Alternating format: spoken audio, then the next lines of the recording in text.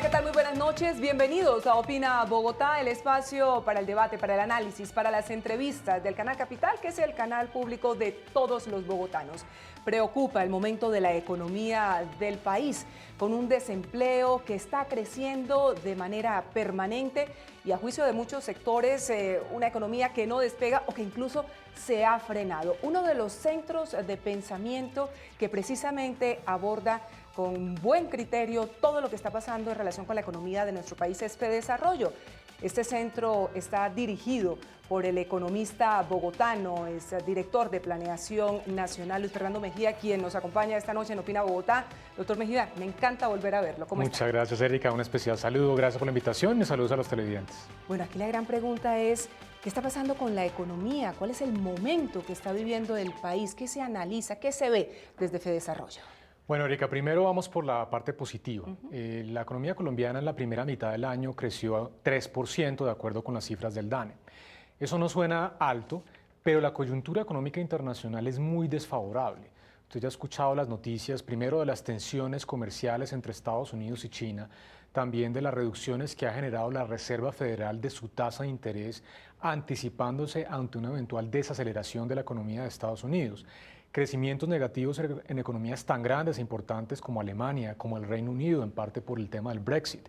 Y la economía de la región, América Latina, muy mal, este año creciendo, de acuerdo a los estimativos del Fondo Monetario, apenas 0,6%. Entonces, en un ambiente internacional muy delicado, con signos de desaceleración económica mundial, que Colombia esté logrando crecer al 3%, es una buena noticia y así lo estamos viendo. Eso, por supuesto, no implica que no haya retos y tal vez el más importante es que esa cifra de crecimiento pues no está generando la dinámica de empleo necesaria y por eso las cifras de desempleo tan malas que hemos venido viendo en los últimos meses. Entre otras cosas, la previsión era de 13.5, si no estoy mal, y se ha venido reduciendo a ese 3.0, pero incluso creciendo a 3.0, la economía de Colombia en este momento, ¿se genera empleo o esperaríamos que se generara empleo en lo que resta de este año? Pues muy difícil, Erika. ¿Por qué? Porque cuando se empieza a generar esa dinámica de empleo es cuando la economía empieza a crecer en su nivel que llamamos potencial, ese nivel de largo plazo en donde todos los factores están en plena utilización, tanto el capital como el empleo. ¿Cuál es esa tasa de crecimiento potencial hoy en día después de ese choque petrolero que tuvimos en el 2014? Cerca del 3,5, 3,6%. No nos alcanza. No nos alcanza, hay que alcanzar esa velocidad de crucero para poder generar esa dinámica que permita reducir la tasa de desempleo, cosa que no ha venido pasando infortunadamente en estos meses. ¿Qué sectores son los que en ese momento están destruyendo más empleo? Porque estuve leyendo que se recupera un poco la industria, el comercio, la infraestructura, pero puntualmente manufacturas, el sector manufacturero está desplomándose. ¿Qué es lo que está pasando? Y especialmente, Erika, ¿sabe cuál? El sector agropecuario. El sector agropecuario que estuvo prácticamente en pleno empleo. Las tasas de desempleo llegaron a niveles de 4,5% hace alrededor de un año, en parte por el rápido crecimiento del sector agropecuario que se observó especialmente durante el 2017 y mediados del 2018. Luego viene una desaceleración del crecimiento y eso ha generado una gran destrucción del empleo en especialmente el sector agropecuario, retos como usted lo menciona en el sector industrial también, comercio de manera positiva, todavía sigue algo de generación de empleo y el único sector que tal vez está generando empleo de manera muy dinámica es el sector de la construcción. Claro, se está recuperando levemente. Así es. Así explica uno, de acuerdo con lo que usted nos dice, doctor Luis Fernando Mejía, director de FEDesarrollo, que el país tiene mes tras mes una tasa más elevada de desempleo, la última, la del mes de agosto que conocimos, 10,7, cuando hace un año era de 9,7. ¿Es dramática la situación del desempleo en Colombia? Podríamos considerarlo así, porque uno sale a las calles y siente que hay muchos colombianos que dicen, mire, ¿sabe qué? Ya tiro la toalla, no consigo empleo. Sí, mire, Erika, realmente una tasa de desempleo por encima del 10% es una tasa que es inaceptable. Nuestros pares, México tiene una tasa de desempleo del 4%, Chile y Perú cercana al 7%. Nuestra tasa de desempleo es muy alta y esto es muy importante decirlo, no ha venido deteriorándose en los últimos meses. Cuando usted observa la visión de largo plazo, después de ese gran choque petrolero que tuvimos en el 2014, cuando cae nuestra tasa de crecimiento, especialmente en el 2015, a partir de ese año usted ve paulatinamente el desempleo subiendo. Pasamos de 8,9 de promedio en el 2015 a 9,3, 9,5, 9,7, ya estamos en 10,5 de desempleo en lo corrido este año. Así que ahí está la clave más importante, más esencial, es aumentar ese ritmo de crecimiento económico, porque indudablemente un desempleo del 10% además va a afectar las cifras de pobreza que vamos a conocer para este año en el próximo junio del 2020. Cuando se habían logrado avances importantes en materia de reducción de pobreza en los años anteriores. Así es. Y hay también unas circunstancias especiales que son profundamente dolorosas, doctor Luis Fernando Mejía, lo que tiene que ver con las mujeres. Claro. El desempleo de las mujeres es altísimo, y también lo que tiene que ver con los jóvenes, que prácticamente dobla las cifras del desempleo en todas las ciudades del país. Así es. Lo que pasa, Erika, es que cuando vienen estos episodios de desaceleración económica, quienes más sufren en esa etapa de desaceleración son los grupos más vulnerables. Entonces, típicamente las mujeres, infortunadamente, tienen unos problemas de acceso al mercado laboral. Hoy en día esa tasa global, que está en alrededor del 10,5%, para las mujeres es cercana al 14%. Para los jóvenes, en el último trimestre móvil, a pesar de esa tasa general del 10%, ellos están en el 18, 19%. Entonces, cuando se empeoran las condiciones del mercado laboral, usualmente quienes más sufren son esos grupos de más vulnerables, de personas que tienen más dificultad de engancharse en el mercado laboral. Por eso es la importancia tan fundamental de subir esta tasa de crecimiento económico. Ya vamos a analizar una serie de propuestas en torno a la flexibilización laboral que están haciendo distintos gremios, distintos sectores, y que por supuesto el gobierno está escuchando, está promoviendo, está incorporando con los sindicatos en la mesa de concertación laboral y salarial. Pero déjeme profundizar aún más en estos temas relacionados con las causas del desempleo, porque FENALCO decía en días pasados que sí es cierto, a pesar de que el DANE considera que no, el impacto de la migración venezolana está afectando el tema del empleo en Colombia. Y adicionalmente hablaba de las nuevas tecnologías que está desplazando la mano de obra, es decir, la actividad de cada persona al frente de un trabajo. ¿Cómo lo analiza FEDesarrollo? Bueno, bien, Erika, entonces pasemos un poquito al tema más coyuntural, que es su pregunta. En los últimos meses sí ha habido una aceleración en ese crecimiento del desempleo. Usted lo ve desde agosto del año pasado hasta la última cifra de agosto de este año. Realmente ha habido un aumento muy importante del desempleo. Hay diferentes teorías. Uno, la migración venezolana, que se ha acelerado en los últimos 2 años, alrededor de 500,000 de venezolanos participando en el mercado laboral, pero también algunas sorpresas, y es que, por ejemplo, si bien hay 500,000 de personas adicionales viniendo de los migrantes, eso no está generando un aumento en el total, en la tasa de participación laboral. De hecho, ha venido cayendo.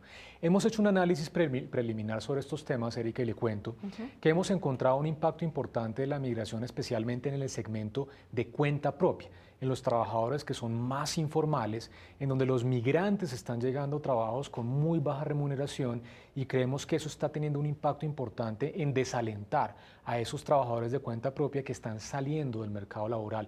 Vamos a entregar esos detalles de ese estudio en los próximos días. Y fíjese usted que la informalidad también va creciendo, está ya rondando el 60%, y la informalidad en el campo ya sí verdaderamente es alarmante, un 85%, según advertía la propia ministra de Trabajo, la señora Arango, que está promoviendo estos escenarios para tratar de llegar a una flexibilización laboral. Y es lo que están pidiendo los gremios. De todas estas propuestas, y ya las vamos a detallar una a una, doctor Luis Fernando Mejía, ¿a usted cuál le gusta?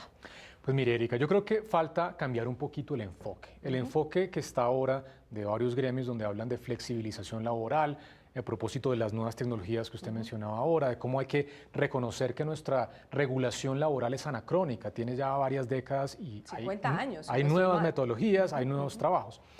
Pero creo que el énfasis, más que en estos temas de flexibilización laboral, debe ser una agenda de formalización laboral. Ese es el grave problema que tiene nuestra economía. Usted lo mencionaba ahora, cerca del 60% de los trabajadores colombianos son informales, el 85% en el campo. Ahí es donde está esa agenda fundamental, donde algunas de las propuestas que se han discutido podrían servir, pero creo que cambiar el énfasis de flexibilización, que suena un poco a disminuir los costos de contratación, y más bien a pensar en cómo formalizamos a la gran mayoría de colombianos que son informales, ahí es donde creo que debe enfocarse esta agenda conjunta de gobierno, gremios y centros de pensamiento. ¿Qué estima FEDesarrollo frente al tema de la informalidad para que más colombianos puedan dar ese paso antes de que entremos a analizar estas propuestas? Pues Erika, uno de los temas muy importantes es la evidencia de lo que funcionó. Tal vez muchos colombianos no recuerdan, en el 2012 se hizo una reforma tributaria que también fue una reforma laboral. En ese momento se eliminaron 3 contribuciones por parte del empleador, 2 del empleador y 1 del empleado, que eran las contribuciones del SENA y el ICBF, que eran 5 puntos porcentuales del salario, y el 8,5%, que era la contribución que hacía el empleador por la salud de su empleado. Eso se empezó a pagar con impuestos generales, 13,5 puntos porcentuales. ¿Qué pasó después de esto? Usted mira la evolución de la formalidad. La formalidad en las 23 ciudades principales antes de esta reforma estaba cercana al 47-48%. Después de la reforma saltó al 52-53%. Ese tipo de medidas de reducir el costo de la mano de obra formal, de poder habilitar a los empresarios contratar esa mano de obra, creo que va a ser fundamental en esta agenda de formalización. Hay muchos sectores que precisamente lo que quieren eso es que se abarate, si es que cabe el término, la mano de obra para que se puedan contratar y sobre todo para que se dé ese salto también de la formalización de los empleados que en este momento, bueno, de las personas que en este momento están en la informalidad. Fenalco hablaba de un salario mínimo por regiones, entendiendo que siendo Colombia un país tan diverso, no es lo mismo el empleo que se puede generar en la región caribe colombiana, que en el occidente del país o que en el sur del territorio nacional, entendiendo las dinámicas de cada una de estas regiones. ¿Cómo lo ve? Pues interesante, porque además acoge un problema muy importante, y es que la informalidad no es homogénea a lo largo del territorio nacional. Si usted observa, Erika, la informalidad, por ejemplo, en Bogotá, en Medellín, en Santander, departamentos con alto nivel de desarrollo económico, está por debajo del 50%, muy por debajo de la media nacional del 60%. Pero si usted va a departamentos como Norte de Santander, La Guajira y Chocó, esa informalidad en el total del departamento puede llegar a niveles cercanos al 75%. ¿Por qué? Porque en estos departamentos usualmente la productividad laboral es más baja y el salario mínimo ahí sí empieza a ser un problema desde el punto de vista de una barrera de acceso. El salario mínimo no es un problema en Bogotá, ni en Medellín, ni en Bucaramanga, pero vaya y usted piense ese salario mínimo en Tibú, Norte de Santander, pues realmente uno piensa si debería tener las mismas prestaciones una persona que está en Bogotá, en donde el nivel de vida es más costoso, que en otras regiones donde el nivel de vida es más bajo. De ahí parte la propuesta, y Colombia tuvo durante mucho tiempo un salario diferencial urbano-rural. De alguna manera esto acoge esta visión de tener unos salarios más acordes con el nivel de vida y la productividad laboral de los departamentos. Eso iría de la mano a lo que sería una propuesta que el gobierno está defendiendo, que el presidente Iván Duque incluso está solicitando que se acelere, que sería la contratación por horas, manteniendo, eso sí, la cotización, porque lo que se busca es que más personas en la informalidad puedan llegar a la formalidad, así sea trabajando por horas, pero sobre todo incorporándose, accediendo a la seguridad social. Por supuesto, y especialmente teniendo en cuenta que no se debe generar una precarización del empleo. Lo que está tratando de hacer esta discusión de política pública es mover a esta gran cantidad, el 60% de los colombianos que están en el mercado laboral, de lo informal a lo formal. No que los formales que hoy en día están pagando, recibiendo un salario, digamos, cercano al salario mínimo, como la gran mayoría de los colombianos, empiecen a recibir ahora un pago por horas. Ahí está el doble rol del Estado: dar las señales de política pública, pero también a través del trabajo que debe hacer el Ministerio de Trabajo con sus inspectores de trabajo, garantizar que no haya una precarización del empleo.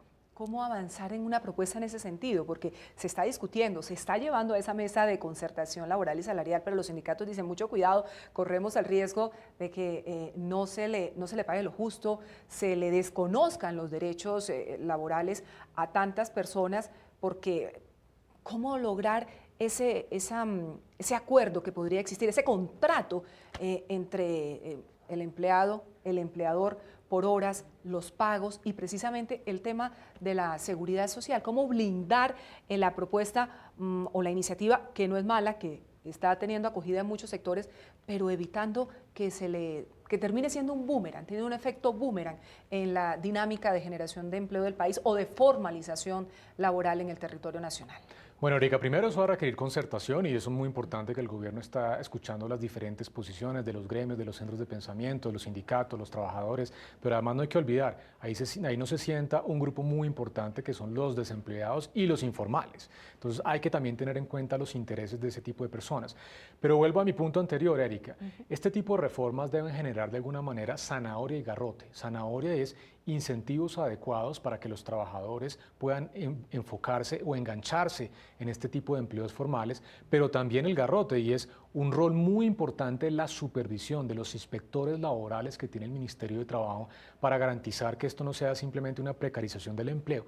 Y también llevar a la mesa la evidencia que hablábamos ahora, Erika. Muestra claramente cómo una política pública que en su momento fue muy criticada, que decían que iba a precarizar el empleo formal, fue generando más empleo formal en las 23 ciudades principales del país. Doctor Mejía, uno se pregunta muchas veces, ¿los trabajadores informales sí quieren pasar a la formalidad? Porque evidentemente eso le implica una serie de obligaciones también. Claro. Y hay mucha gente, muchas personas que dicen, no, yo prefiero cobrar en negro y no reportarle al país. Y eso, claro, trae unas consecuencias frente al tema de la evasión y otros asuntos, pero también cómo lograr convencerlos de las bondades de incorporarse a la seguridad social o al sistema de formalización en el país. Claro, Erika, es fundamental porque este 60% de los colombianos que están en la informalidad pues no están teniendo la protección que requerirían desde el punto de vista de seguridad social. Sí lo hacen a través del régimen subsidiado de salud, pero no están aportando a pensiones, no tienen cubrimiento de riesgos laborales, así que esas personas que tengan, por ejemplo, un accidente de trabajo van a quedar por fuera completamente del mercado laboral. Es fundamental educar a la gente. La importancia, los beneficios que obtienen, claro, hay que pagar, pero los beneficios que se tienen como seguros, como oportunidades de obtener una pensión hacia adelante, creo que son fundamentales. Y hay que revisar un tema muy importante, Erika, que es el tema del régimen subsidiado de salud.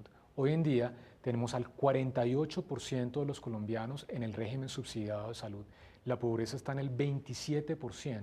Así que creo que hay que implementar desde ya ese nuevo SISBEN que permita focalizar mejor quién debe acceder a un régimen subsidiado de salud y quién debería estar ya contribuyendo desde su bolsillo para financiar la seguridad social. Sin duda los jóvenes, nuestros jóvenes, son bastante escépticos frente a la posibilidad de pensionarse o de aportar simplemente al sistema de seguridad social. Ellos están convencidos que no van a recibir una pensión porque hemos sido educados recientemente de que el sistema no va a funcionar. Vemos lo que está pasando también muchas veces con el sistema de salud, de la precariedad en la atención. Entonces hay un escepticismo de esos, ya no millennials, sino centennials, en torno a la posibilidad de formalizarse. Así y es. como ahora hace carrera el emprendimiento, entonces muchos incluso no quieren pasar por la universidad, sino directamente arriesgarse a un tema de emprendimiento. Y otros, pues evidentemente, es porque no tienen las posibilidades de poder hacerlo y está relacionado con precisamente esa pobreza de la cual usted habla y, por supuesto, todo lo que tiene que ver con las posibilidades de insertarse en el mercado laboral. Esta propuesta de que los jóvenes que hizo ANIFE en las últimas horas tengan un salario diferencial, se les pague el 75% en el primer año como para motivarlos a que se formalicen, a que ingresen al mercado, ¿es viable? Pues mire, Erika, hay que mirar los detalles de esa propuesta, porque ¿qué pasa? Si usted hace esos temas diferenciales de un salario mínimo inferior para personas, no sé cuál es la cifra que dio ANIF, no sé si son 25, 24 años, menores de 24, 25 años, usted puede generar también un problema de discriminación negativa en contra de las personas que están por encima de esa edad, es decir, unos incentivos para que las empresas saquen a personas entre 25 y 30 años y los contraten por personas un poco más jóvenes, pero a un costo sustancialmente inferior. Así que hay que revisar con mucho cuidado cuál es la estructura de ese tipo de incentivos, por ejemplo, que no puede aplicar sino para empresas que aumenten su empleo, no para sustitución de trabajadores. Pero creo que hay que mirarlo en detalle porque eso genera, esas discriminaciones pueden terminar perjudicando a las personas que están justo por encima de esos límites de edad. Sí, esas discriminaciones positivas. La propuesta de ANIFE señala que lo que se plantearía, se lo propusieron al presidente Duque, es que expida un decreto con un nuevo esquema de contratación para jóvenes menores de 25 años, pago diferencial de 75% de un salario mínimo por no más de un año, bajo la idea de que están en etapa de formación. Muchos dirán, bueno, yo llevo 5 años en la universidad y he hecho una especialización y demás para que con la dificultad que supone obtener un primer empleo tenga que recibir solo el 75% de un salario mínimo. Claro. Ahora, también veamos el lado positivo y es que hay un problema de acceso porque, como lo comentábamos ahora, la tasa de desempleo de los jóvenes está en el 18%. Entonces, claramente hay alguna barrera a ese empleo y especialmente al empleo formal. Y creo que el espíritu de la propuesta de ANIF es esa. Pero de todas maneras hay que pensarlo en el contexto general de esa reforma laboral. ¿Cuáles son, un poco volviendo a lo anterior, los incentivos, pero el garrote para no permitir que esto genere simplemente una discriminación negativa en contra de las personas que tienen más de 25 o 23 años o cualquiera sea la edad que se fije para ese incentivo? Pero, doctor Mejía, uno se pregunta, ¿qué es lo que pasa realmente con el empleo de los jóvenes? Porque Colombia tiene una ley de primer empleo que aparentemente tuvo, sí, que no funcionó. ¿Qué fue lo que pasó ahí? Sí, ahí hay una discusión bien grande en la profesión sobre si funcionó o no funcionó. Yo creo que algo de impacto tuvo, las evaluaciones no han sido muy determinantes sobre el impacto. Eso lo que hacía era, en vez de pensar en un salario más bajo para los empleados jóvenes, eran más bien unas eliminaciones de unos pagos. Por ejemplo, el registro mercantil para algunas empresas, también se podía descontar del impuesto de renta ese pago asociado a los trabajadores más jóvenes. Y yo creo que se puede pensar en ese tipo de cosas, pero de una manera mucho más estructural, porque cuando se hacen medidas muy de manera parcial, pueden generar efectos que no son los deseados desde el punto de vista de la política pública. En esa reforma laboral también el gobierno está considerando, bueno, estamos escuchando todas estas propuestas, usted nos está ayudando a entenderlas, entre otras cosas, para flexibilizar las cargas laborales. Los gremios insisten en que hay que generar posibilidades de contratación, que está resultando muy costoso contratar trabajadores formales en Colombia, y el gobierno plantea que aquí hay un problema también, y es que estamos trabajando mucho. Estamos trabajando más de 50 horas a la semana y que dentro de esa reforma laboral se plantearía que trabajáramos 48 horas. Muchos creen que eso también podría ser contraproducente, que no iría de la mano con el aumento de la productividad que también se reclama. Sí, Erika, y eso hace parte de los análisis a nivel internacional, comparativos no solamente frente a países más ricos, sino incluso frente a países pares como México, Chile y Perú, en donde nuestra jornada laboral sigue siendo relativamente extensa. Entonces, cuando uno piensa cuál es la productividad laboral, lo que muestra la literatura económica, Erika, es que el exceso o las jornadas laborales demasiado largas, ya sea en el mismo día o a lo largo de la semana, terminan generando un deterioro no solamente de la productividad laboral, sino del bienestar de las personas, de los trabajadores.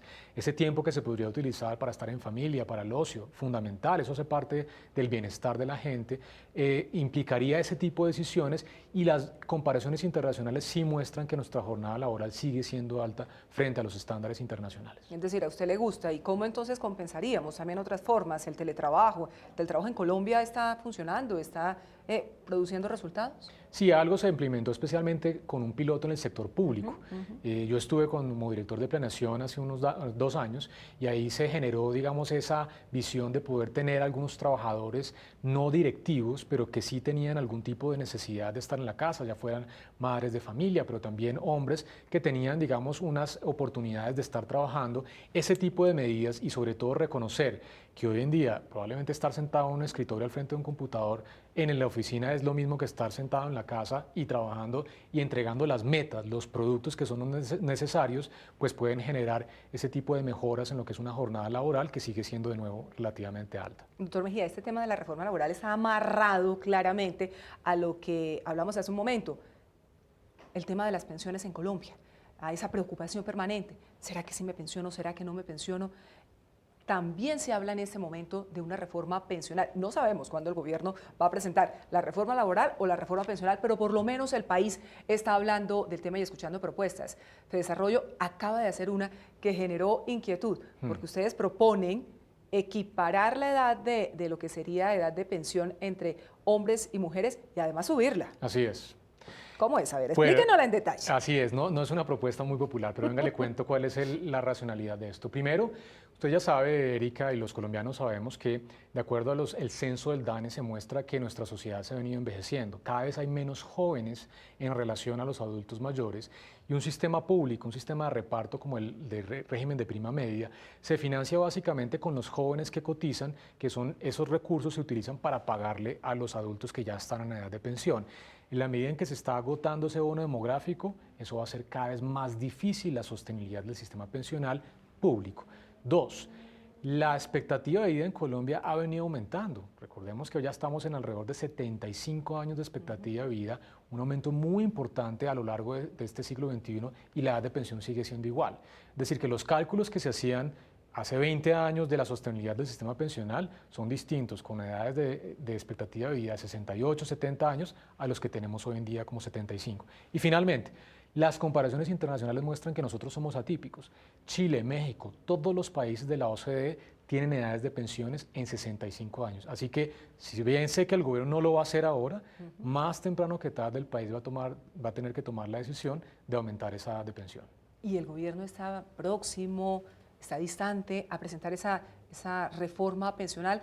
Porque claramente hay muchos temas alrededor de una reforma pensional y aparentemente lo que el gobierno simplemente quiere es garantizar que aquellas personas, aquellos colombianos que porque nunca han tenido la posibilidad de cotizar, porque no tuvieron mayores recursos o porque definitivamente no lo hicieron, pues puedan tener un respaldo en su vejez, en sus últimos años. Pero muchos sectores dicen, no, hay que buscar una reforma pensional de mayor calado porque el país lo exige. Esto no da para más. Pues ojalá que el gobierno, después de estas mesas de concertación, pueda presentar rápidamente la reforma. Ha dicho que la va a presentar este año. Algunas noticias también hablan de una presentación en el primer semestre del próximo año. Pero mire, Erika, le cuento una cosa. El tema de las reformas de parámetros que llamamos los economistas, que son la edad de pensión, la tasa de reemplazo, es decir, los beneficios que reciben los pensionados, es importante, pero no es lo fundamental. Porque puede tener uno el mejor diseño de un esquema pensional, pero si apenas el 40% de los trabajadores están cotizando, pues la cobertura no va a aumentar. Así que lo fundamental, lo esencial en una reforma pensional es precisamente pensar en esas medidas que permitan aumentar la formalidad laboral. Sin eso no se va a hacer absolutamente nada. Y por eso tenemos un sistema hoy en día que no funciona, un sistema que apenas tiene una cobertura del 25%, una cuarta parte de los adultos mayores. Claramente es un régimen de protección a la vejez que no está funcionando porque la gran mayoría no está pudiendo acceder a una pensión. Ven ustedes que todo está amarrado, el tema del crecimiento, el tema del desempleo, además todas estas propuestas que se conocen para avanzar en una reforma laboral, pero también por supuesto la reforma pensional. Y ahora que hablamos de reformas, se me ocurre que también hay muchos sectores que ya están hablando de una nueva reforma tributaria en el país. ¿Cree que nos van a abrochar con una nueva reforma el próximo año? Pues Erika, nosotros fuimos muy críticos en su momento de la ley de financiamiento que se aprobó el año pasado. Que podría caerse en la Corte en este momento, ¿no? Que nosotros muy respetuosamente le solicitamos a la Corte mantener por la incertidumbre que generaría desde el punto de vista de la inversión, la confianza y el crecimiento económico. Estimamos que una caída de la ley de financiamiento podría tumbar el crecimiento en 0,8 puntos porcentuales por año a partir del próximo año. Entonces nuestra recomendación es dejarla, suena un poquito raro porque fuimos muy críticos, pero porque ahora ya está y esas decisiones de incertidumbre generan grandes costos económicos. Pero fuimos críticos, Erika, porque la ley de financiamiento, si bien tiene un espíritu muy interesante, que era reducir la tarifa de renta de las empresas, hacerla más similar a nuestros pares de Chile, México e incluso a nivel mundial, generar unos incentivos a la inversión que han tenido un impacto muy interesante. Este año, en la primera mitad del año, el crecimiento de la inversión en maquinaria y equipo ha sido el 15%. El año pasado ese crecimiento fue 2%. O sea que ha tenido un impacto muy importante y eso está jalonando la actividad económica. Pero la caída de esa tarifa de renta para las empresas, la introducción de estos incentivos, cuesta fiscalmente. Y la ley de regla fiscal obliga a tener un déficit cada vez más pequeño. Entonces, esas dos cosas no nos cuadraban. Por un lado, una caída en el recaudo, por otro lado, la necesidad de ajustarse el cinturón, pues indudablemente implica que hacia adelante vamos a tener algo de incertidumbre desde el punto de vista fiscal. Habla usted de la regla fiscal, ¿será que sí la cumplimos o ¿En este año o definitivamente no? Este año creemos que la va a cumplir el gobierno. Nuestra incertidumbre está más atada, Erika, especialmente al próximo año 2020, cuando entra en pleno ya buena parte de estos beneficios que introdujo la ley. Creo que el gobierno va a tener que hacer algunas cosas adicionales, y Colombia ha sido históricamente tremendamente seria, ortodoxa en el cumplimiento de sus metas fiscales, así que indudablemente lo va a tener que hacer. ¿Qué pasaría si definitivamente no se puede? Hay muchos sectores que dicen, mire, pásese por la faja la regla fiscal, porque simplemente creen que es eso, una frasecita de cajón, la regla fiscal. ¿Cuáles serían las consecuencias, doctor Luis Fernando Mejía? Erika, mire, la regla fiscal, la solidez fiscal es como la salud, solo se extraña cuando no se tiene. Es un bien público fundamental que genera estabilidad, crecimiento económico y empleo. Incumplir la regla fiscal sería pésima noticia para la economía, podría generar aumentos en el costo de financiamiento, caídas de la confianza y el crecimiento económico. Esta es una clase de economía aquí en Opina Bogotá, además con un lenguaje sencillo, con un lenguaje práctico frente a los temas de los que estamos hablando los colombianos, y finalmente ahí en ese centro de pensamiento en el que trabajan mentes tan brillantes como la suya, doctor Luis Fernando Mejía. ¿Qué decirle al gobierno de Iván Duque? ¿Qué sugerirle frente a esta realidad como manera de resumen frente a lo que hemos conversado esta noche? Bueno, primero poner lo más importante de la agenda, subir la tasa de crecimiento económico. Ese debe ser el propósito conjunto del gobierno, de todos los ministros, cómo subimos la tasa de crecimiento. Y dos, la reforma pensional es necesaria, pero no suficiente. Enfoquémonos en cómo aumentar la formalidad laboral, porque al hacerlo se van a resolver una gran cantidad de problemas relacionados con los temas pensionales, de salud y también, por supuesto, con los temas del bienestar de la gente. El ministro de Hacienda, el señor Carrasquilla, ¿se deja hablar? Indudablemente, es una persona brillante, es una persona capacitada para ese trabajo que está desarrollando y creo que es una persona que se deja escuchar, se deja aconsejar, escucha sugerencias y ojalá alguna de estas que estamos planteando pues puedan hacer parte de esa agenda política. Le voy a sugerir que le enviemos el programa a ver si tiene en cuenta muchos de estos análisis que ha hecho Luis Fernando Mejía, el director de Desarrollo, director de Planeación Nacional, también pasó brevemente por el FOSIGA, si no estoy mal, por el FOGAFIN, así efectivamente. Es. Y bueno, ahora está aquí al frente de Desarrollo con estos análisis que el país necesita para saber para dónde vamos. Porque si bien es cierto que hay muchos sectores que dicen hay que hacer muchas cosas, tampoco podemos hacer cosas a la loca, porque luego lo comido sale por lo servido, doctor Mejía. Así es, Erika. Efectivamente. Muchas gracias por habernos acompañado. Siempre es un gusto tenerlo y escucharlo. Muchas gracias, Erika. Un especial saludo para ti y para todos los televidentes. También para ustedes, muchas gracias por habernos acompañado una vez más en este Opina Bogotá, aquí en el Canal Capital, el canal público de todos los bogotanos, a las personas que nos ven en Bogotá, en el resto del país, en el exterior. Muchas gracias por estar con nosotros. Ya saben que aquí encuentran la opinión, el debate, las entrevistas y el mejor análisis en Opina Bogotá. Hasta una próxima oportunidad.